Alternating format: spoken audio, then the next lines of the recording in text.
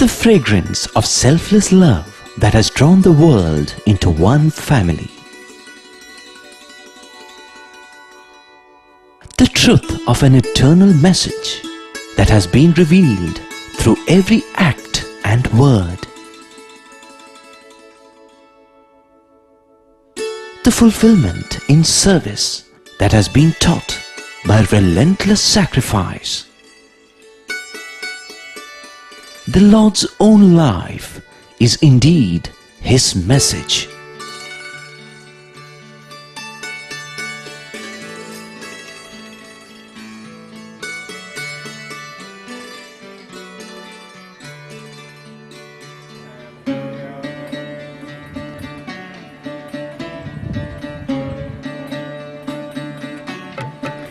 Sai Ram, warm and sunny greetings from Prashanti Nilayam.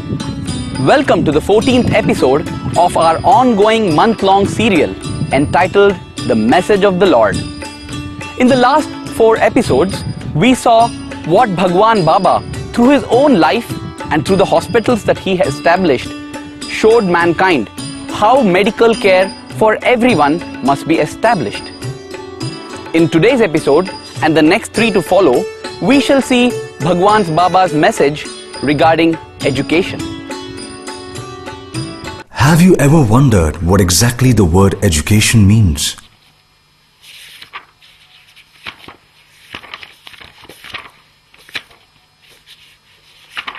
If you look up a dictionary, you would be surprised, because what you would often get there would be a circular definition like, education is the act or process of educating or being educated. Some do a bit better by informing you that education is a process involving the gaining of knowledge, and so on. In ancient Greece, Socrates argued that education was about drawing out what was already within the student. That sounds rather like Swami's definition of educare, does it not? No wonder, because Swami is actually going back a long time to an old Latin word, educare, meaning to lead out. దీనిని ఈనాటి ఆధునికమైనటువంటి యొక్క విద్యలో education అన్నారు. In the modern parlance, we call it education. కానీ ఆధ్యాత్మిక విద్యకు హృదయపూర్వకమైనటువంటి యొక్క ప్రభావము ప్రచార ప్రబోధంలో చిక్కినప్పుడే దీనికి ఎడ్యుకేర్ అన్నారు. But the spiritual education, when once it comes out of our heart and when once we start sharing with others, it is called educare. Educare అనగా లోపల ఉన్నటువంటి దాన్ని బయటికి లాగి ప్రపంచానికి ఆదర్శంగా నిరూపించాలి. Educare meant to bring out what is latent within and to share with fellow men ఈనాటి outside. ఆధునికమైనటువంటి education గ్రంథ పరిచయంతో పరితపిస్తుంది. The modern education is confined to textual information. ఈ ఎడ్యుకేషన్ కేవలము గ్రంథము నుండి ప్రబోధిస్తుంది. This education, modern, is out of books. Educare అనేటువంటిది గ్రంథములకు సంబంధించినది కాదు. Educare, గ్రంథిని బోధించేటువంటిది. educare is beyond books. It pertains to human heart. Soon, we shall examine in some detail as to what all this means. But first, a few words about what Swami did as a teacher back in the very early days. For example, as Sathya, he pulled elders up and asked them to stop indulging in the cruel sport of cockfighting or the brutal bullock cart race in which these animals were ruthlessly harassed. That was a lesson in being kind to all living species and not going on the wrong path. Sathya also took positive steps like encouraging bhajan singing by forming a group called the Pandhari Bhajan Group. By the wonderful example they set, these bhajan boys elevated the spiritual ambience of the entire village.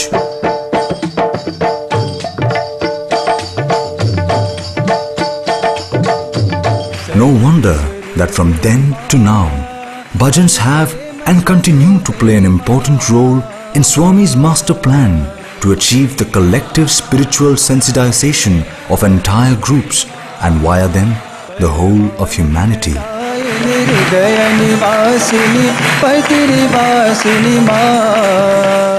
Sathya also set a wonderful example for all time by running a school for the illiterate youth of Puttaparthi who were older than him.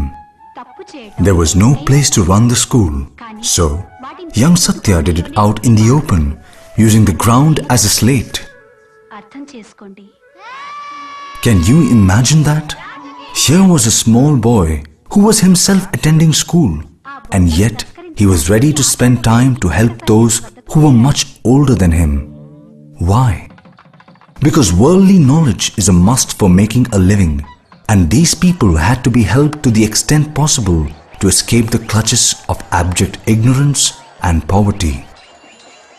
That was how it all began, with small little hints and hardly any indication of the amazing things waiting in the future.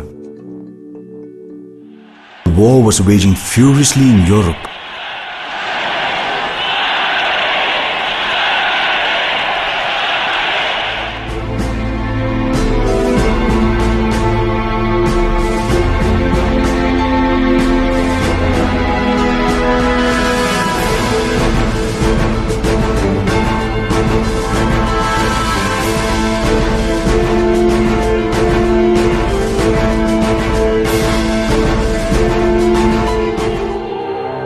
Sathya in far-away rural India changed the entire ballgame on 20th October 1940 when he quit school in order to assume his role as the avatar of the age, for which purpose, in fact, he had taken birth and assumed a human form. నా అనే మాట అహానికి శబ్ద రూపం. అహం కనిపించని విషం వంటిది. ఆత్మజ్ఞానం అమృతం వంటిది. నేను సాయిని తెలియం నిక్కముగను.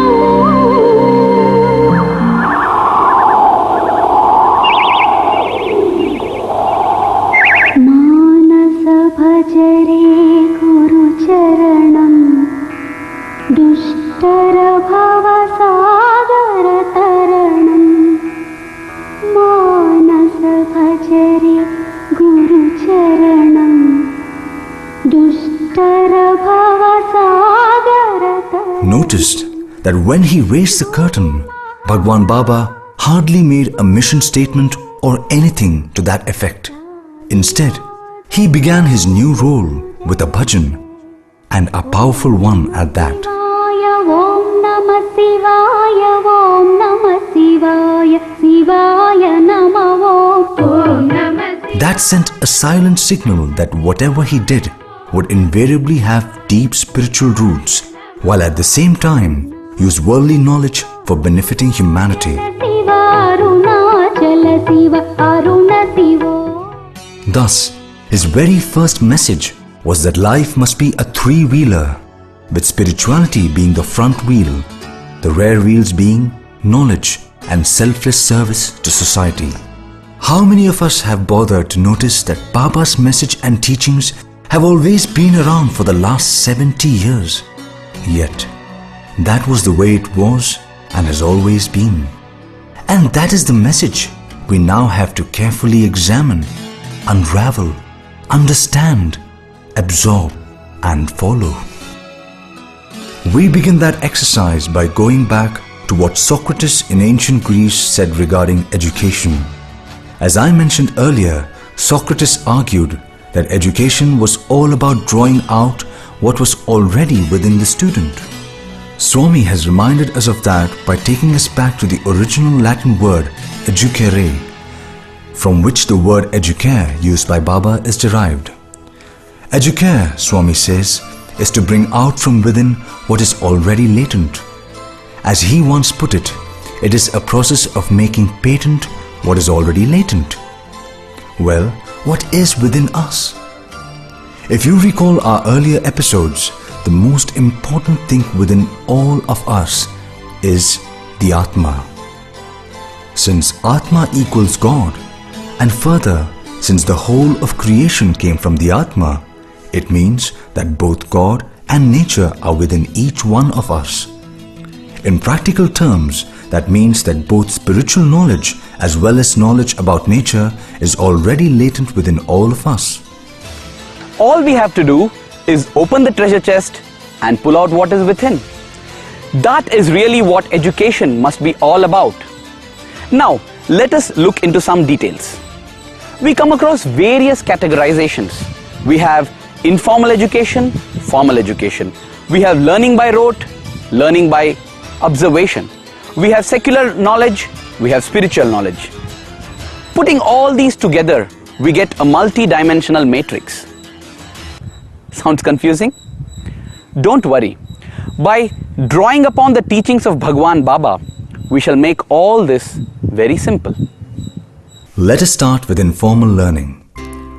How many of us realize that babies learn a lot of things as they grow up just by observing things around them? If you think about it, it is really amazing. The baby sees, explores, and finally learns something by figuring out what it is dealing with.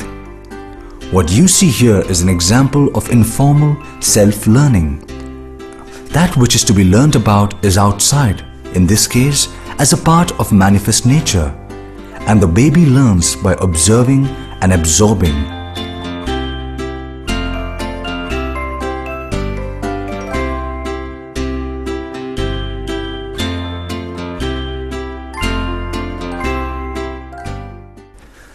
Nature is observed using the senses, but meaning is made out of information gathered using faculties that are within and built into us in advance by God. This is how the so-called inside and the outside come together. The baby tapped its latent skills inside to learn about the world outside it. To put it differently, the faculties within have to be switched on and linked to the information brought by the senses from outside. In the case of a baby which is trying to explore and learn all by itself, we have what might be called unassisted informal learning. Next, we consider a child that is with its mother. As the mother works, the child tags on and watches. Here we have a case of assisted informal learning. At times, the mother may place the child on her lap and tell stories or maybe teach a prayer. This would be informal learning by rote. There is no formal classroom, syllabus, school, etc. But learning goes on and education is imparted, in this case by the mother. It is the mother who assists from outside to bring out the latent capabilities of the child from within and make them flower. Take the Chinese language, for example. For most of us, it is a language that is so difficult to even learn, forget mastering it. Most of the diplomats who are posted for duty in China spend a lot of time trying to learn this language. Now compare this with a 3-year-old child in a remote village in China. Just by spending time with its mother, this child is able to master this Chinese language without struggling in schools or paying hefty fees. So you see, even in informal learning, there are subtle ways in which the creator and the created come together. Swami says, early in life, every child learns first from its mother. Later, it is father who then puts the child in a school where the teacher takes over. In every case, the child is assisted by someone or the other to bring out capabilities that are latent within. That someone is first the mother, father next, and teacher later. Mother, father, and guru all are proxies for the creator or God. Which is why ancient gurus always taught their disciples a verse, which Swami makes sure is repeated at the time of the convocation of his university.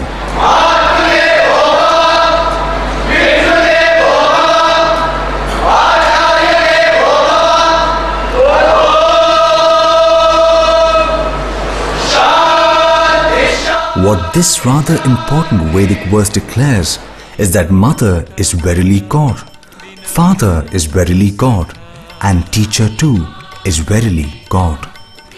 Why? Because each of them in their own way help the child to learn, meaning they help the child use latent skills to learn many things and also something about values as well as about God. Let us now focus a bit more on what exactly is to be learned and how. Knowledge of everything present in this world falls into two categories. 1. Knowledge about nature, and 2. Knowledge about the self or the Atma. In principle, nature having been born from God or Atma, whichever you prefer, knowledge of the self would include knowledge of nature as well. However, at the practical level, equipped as we are with sense organs which are meant to connect directly with the external world, there is a kind of shortcut, shall I say, for acquiring knowledge about nature.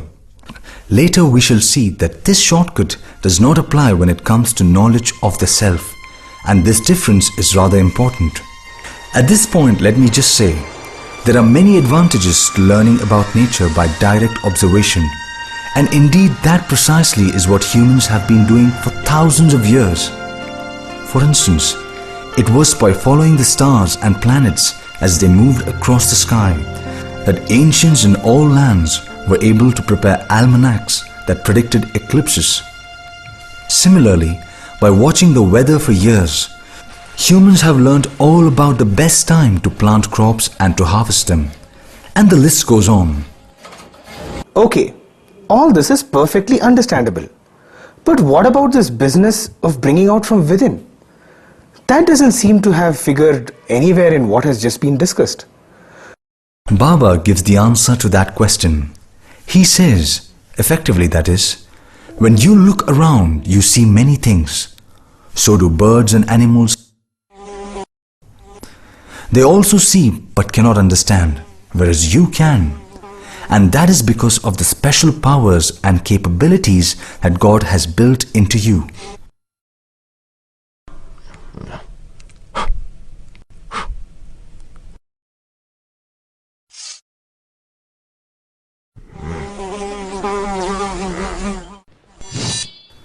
Those powers represent an amazing and powerful blessing.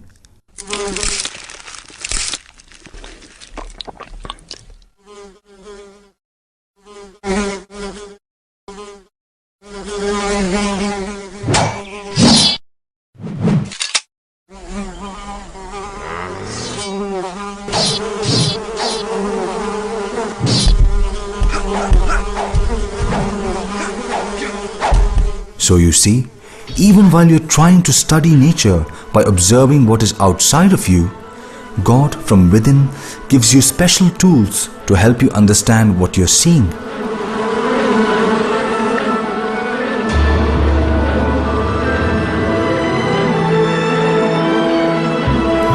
Those tools are kept inside and have to be brought out.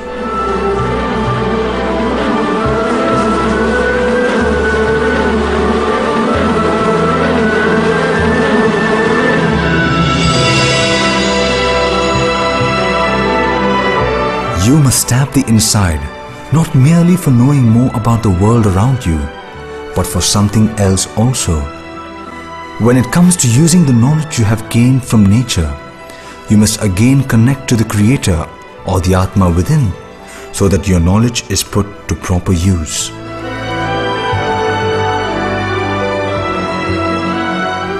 So maybe we can make better sense of what Socrates said when he declared that education is all about bringing outside what is within.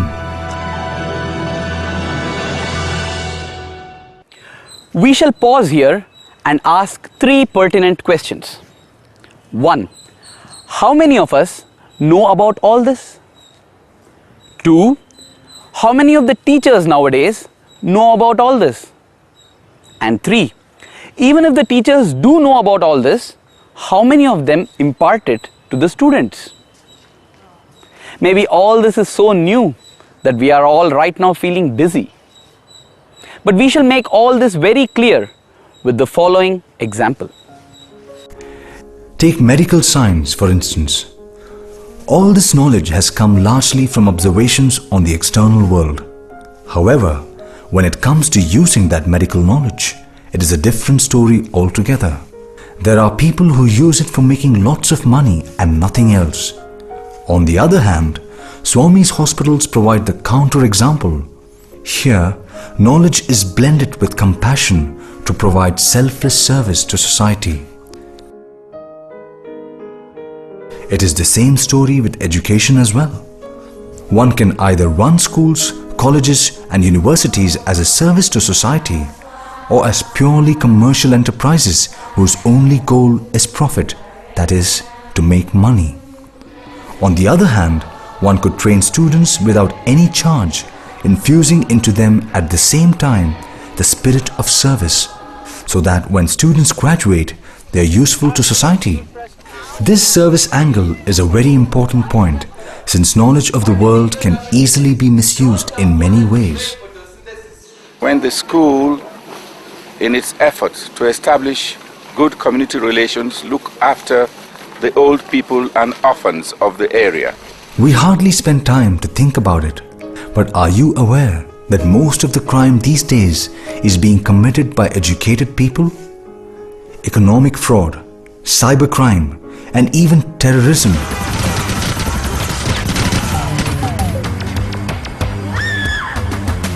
All these are planned and executed largely by educated people. And just think of the deadly weapons, including weapons of mass destruction.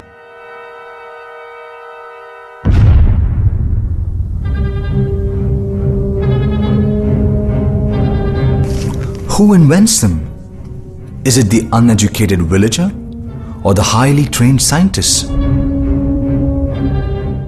As far as knowledge is concerned, there is knowledge related to the world we live in, and knowledge related to the Atma, or the knowledge of the self as it is sometimes called. This means that no learning process or education is complete if it leaves out one of these two. That is to say, one cannot be a businessman and say, "I am too busy and I have no time for God." Equally, one cannot say, "I am focused on being a yogi and have no time for this world." However, we shall come to all that in subsequent episodes. What we should take care to note is that even where secular knowledge is concerned, there is an important role for the insight to play. This role has two aspects. Aspect 1 is use of faculties within, that is the brain and the mind, for learning about the world around us. Aspect 2 is to be guided by the conscience in not misusing the knowledge gained for excessive profit, for cheating, and for causing harm. But what about the knowledge of the self, or Atma Jnana? Can that also be obtained in the same way, that is through formal education? It turns out that this is not only a special case of education, but also has an important difference. The amazing thing about the acquisition of the knowledge of the self, or Atma Vidya as it is also called, is that it cannot even be imparted by a teacher to a student. No guru can teach it, and one cannot learn it from textbooks, internet, or any other means. I am sure you are wondering why this is so. That exactly is the question we shall now address. In a sense, the point is simple, really. Swami says that God or Atma is within all of us without exception. Remember, God equals Atma. Never forget that. Okay, so God or Atma is within us. So what? What has that got to do with us not requiring a teacher to learn the Atma Vidya or the knowledge of the self? Here is a beautiful answer to that question. Baba says that God equals knowledge. Just listen to this bhajan. When you speak truth, Satyam Jnanam Anantam Brahma. Satyam Jnanam Anantam Brahma. Satyam Jnanam Anantam Brahma. Did you hear that? What does that bhajan teach us? It tells us that God equals knowledge of the self. Now this is the real point. If God, who is the same as the knowledge of the self, is already within us, where is the need for somebody else to give it to us, teach it to us, or impart it to us? You see the point? His presence within each individual means that spiritual knowledge is already within every individual. Anantam Brahma Satyam Jnanam Anantam Brahma. Okay, if that be the case, then why do people go to a guru? What does the guru do? We are told that even Lord Krishna went to a guru. There seems to be something odd about this whole thing. That is a good point, is it not? Swami says that the guru does not impart spiritual knowledge. This sounds strange, doesn't it? If the guru does not teach anything, what on earth does he do? ఎవరైనా సరియే Let him be anybody. అజ్ఞానమునకు బోధన చేసి And in fact, the one who is ignorant, అజ్ఞానం దూరం చేసి one should distance from it. ప్రేమతత్వమైన జ్ఞానాన్ని అభివృద్ధి పరిచేటువంటి వారు గురువు. So, preceptor is the one who will help you to grow in wisdom and give up ignorance, dispel ignorance. In case you find all this a bit difficult to understand, just think of it this way. Imagine a chimney lamp or the hurricane lamp. Today, it may be difficult to find such lamps, but they were common in many places as recently as 60 years ago. When the lamp burns, it deposits soot on the inside of the glass chimney, which then cuts down the amount of light coming out. In short, more the soot, less the light that comes out. So what does one do to fix the problem? Very simple. Just clean the lamp shade. That's all. The same thing applies when one considers spiritual knowledge. However, spiritual ignorance or ajnana can prevent wisdom from manifesting itself. So, the guru drills the student or disciple on spiritual cleansing procedures. That is what a worldly guru does. He helps the students remove ajnana. By the way, Krishna went to a guru not to get any cleaning done, but just as a part of his divine play acting. And that is how our Swami also went to a school for a brief period. But when the time came, he just quit and assumed the role he had come to play. God is referred to as the Guru of Gurus. What does that mean? If a Guru merely is a spiritual cleaning agent, does it mean that God is a super duper cleaning agent? What is it that the Lord does that is different from what a Guru does? Lord Krishna gives an answer. Having the avatar is a double advantage because he not only helps man clean himself but also lights the lamp within. When God incarnated as Krishna, he taught knowledge of the self to Arjuna. In the present avatar, Swami has been teaching all of us almost all the time. You may say, Agree that ever since Baba has declared his avatarhood, millions have flocked to him year in, year out. In fact, wherever he goes, they follow him. But when does this lighting the lamp happen? I think we seem to have missed it all. That is an interesting question. Yes, people do flock to Baba. But have you ever taken a close look at how charged they become just by the very sight of him? Even by his very look, his proximity, his sweet smile, Swami fills our hearts with love as no one else on earth can. That is what lighting the lamp really means. No guru on earth can ever do that.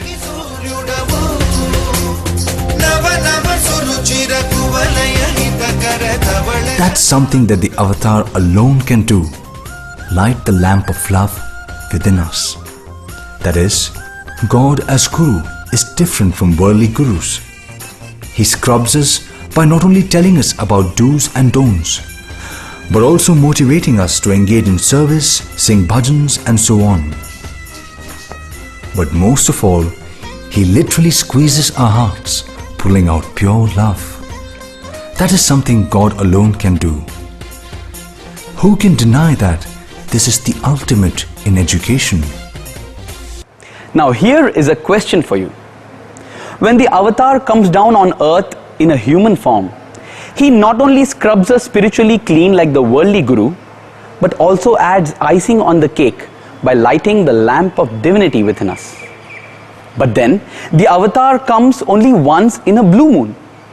What about the long periods of time when the avatar is not walking on this earth amidst us? Is humanity condemned to a life of spiritual darkness? Think about it and try to come up with an answer for this. In the next episode, we shall try to answer this question. But in the meanwhile, do try to come with an answer for this question by revising Swami's teachings that we have gone through in the last few episodes. That's all we have for this episode, and we hope to see you again tomorrow for the next episode. We hope that you're enjoying this series. Jai Sai Ram.